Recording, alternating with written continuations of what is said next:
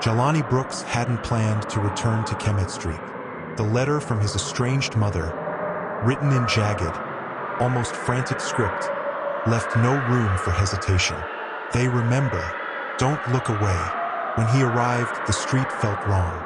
The houses leaned as though tired or angry, windows like eyes that tracked him, watching his every move. The air smelled of rot and wet earth, thick and suffocating.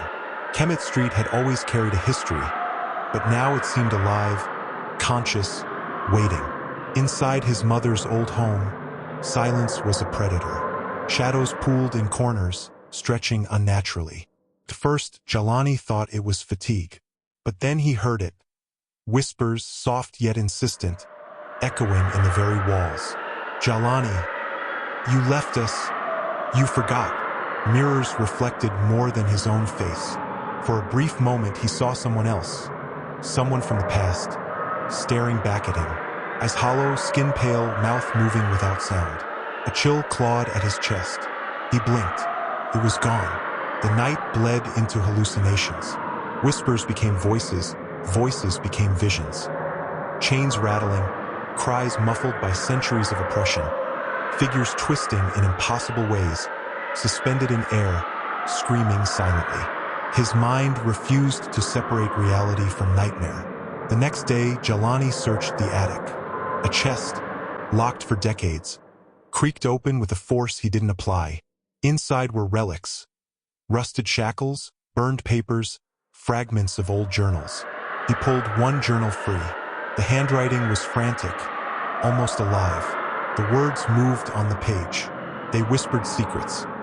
Histories of slaves who had suffered in these very homes, stories of ancestors hunted not only by men but by something older, hungrier. Spirits fed on fear, pain, and forgotten injustice. That night, the house seemed to breathe.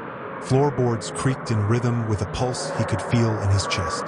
Shadows crawled along the walls, flickering in shapes of human figures, bending in impossible ways. Whispers escalated to screams. The air vibrated with unseen energy.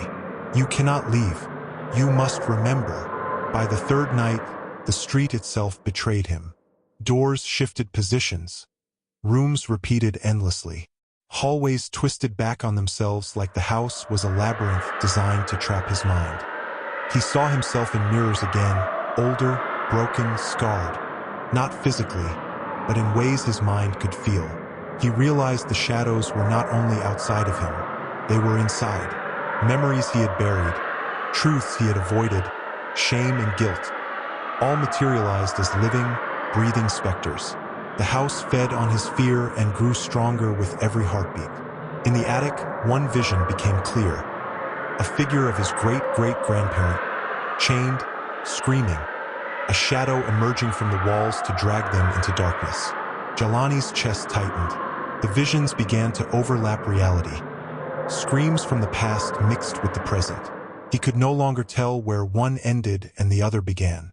On the fourth night, the shadows coalesced into human shapes. Figures of his ancestors, twisted in pain and rage, surrounded him. They did not speak but projected memories. Scenes of torture, oppression, betrayal, and survival. He felt the weight of generations pressing on him. You've forgotten. You've left us behind. Remember or join us. The air became thick, almost viscous. His heart raced.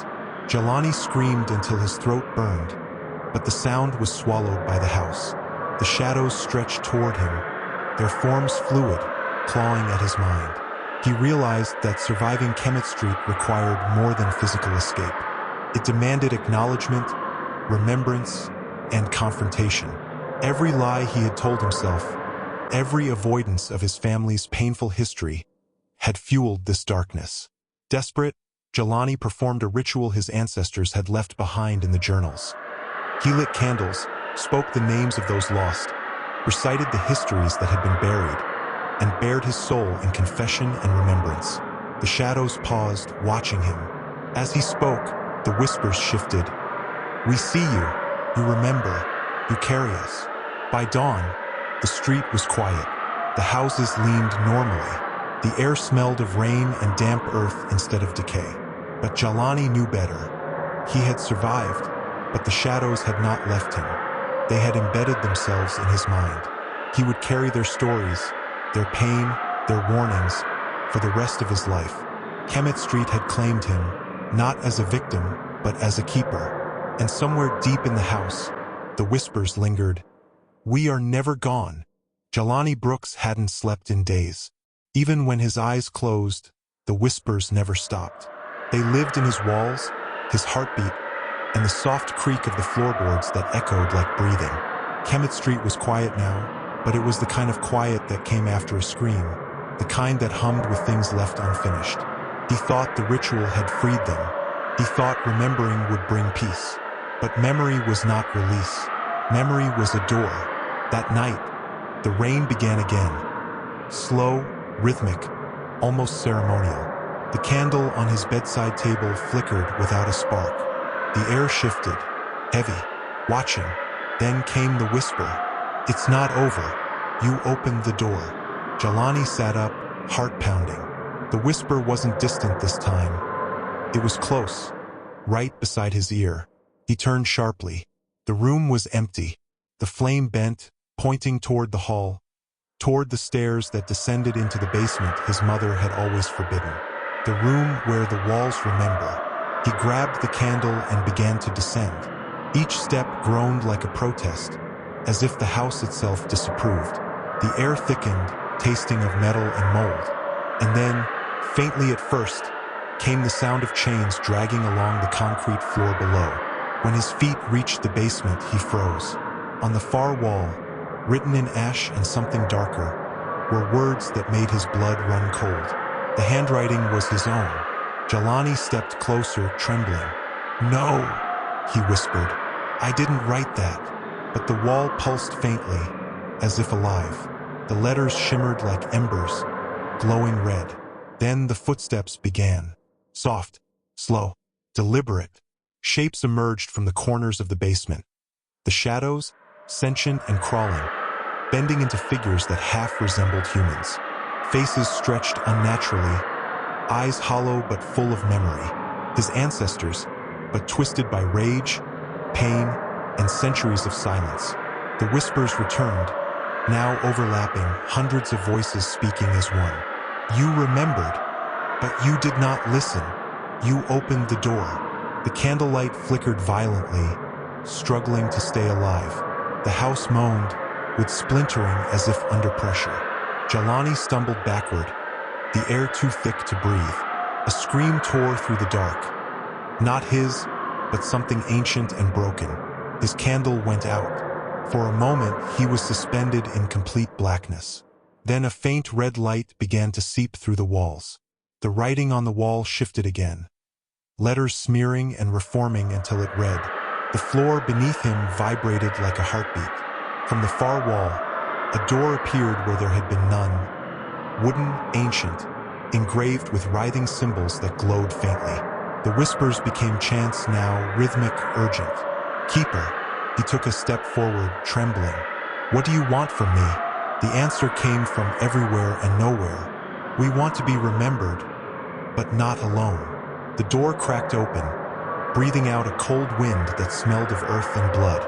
From the darkness beyond, a gray hand emerged, long, skeletal, veins glowing faintly under the skin. It reached for him, fingers curling around his wrist with inhuman strength. Jahlani tried to pull away, but the hand tightened, and a voice, one that was not human, spoke from the other side. "You are the keeper, Jahlani. The door stays open through you." The shadows around him began to melt into the floor, flowing toward the open door like ink drawn to water. His ancestors' faces flickered in and out of visibility, screaming, praying, remembering. He fell to his knees, tears streaming down his face. "Please," he gasped, "let me rest. Let them rest." But the voice only replied, calm and eternal, "Rest is for the forgotten." The door widened. The light turned blinding white, then black again. The hand pulled, and Jahlani didn't fight anymore. He stepped forward, into the dark, into memory, into the eternal echo of Kemet Street. When dawn came, The rain had stopped. The street was silent, peaceful even. The house stood still, windows reflecting the soft light of morning. But if you listened closely, beneath the rustle of leaves and the drip of rainwater, you could still hear it. A whisper from the walls, a heartbeat in the floorboards, a name carried softly by the wind. Jahlani. The door in the basement was gone, but the air still pulsed faintly, as if something alive was breathing underneath the foundation. Kemet Street had claimed its keeper, and somewhere, in the unseen depths of the house, the whispers lingered, gentle now, but endless. We are never gone.